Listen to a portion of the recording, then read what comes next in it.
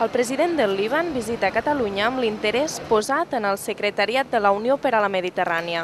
En el marc de la visita al Palau de la Generalitat, el cap de l'executiu català, José Montilla, ha expressat la voluntat del govern en enfortir les relacions entre els països de la Mediterrània. Avui ens enfrontem junts al gran repte de construir a la Mediterrània una zona de pau, d'estabilitat i de progrés. No serà fàcil ni tampoc, malauradament, serà ràpid, però no tenim cap més alternativa que treballar amb tota la nostra intel·ligència i amb els nostres millors recursos per construir un futur millor.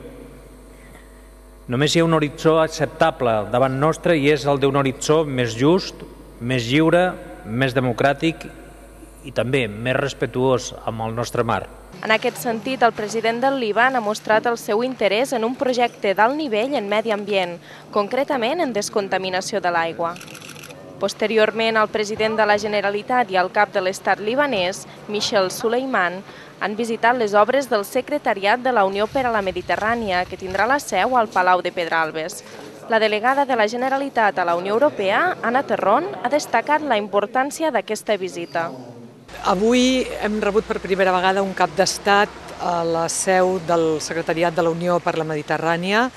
El president del Líban ha volgut visitar el Palau de Pedralbes per veure de primera mà on estaria allotjat el secretariat. Està previst que l'organisme entri en funcionament al primer trimestre de l'any 2010, durant la presidència espanyola de la Unió Europea.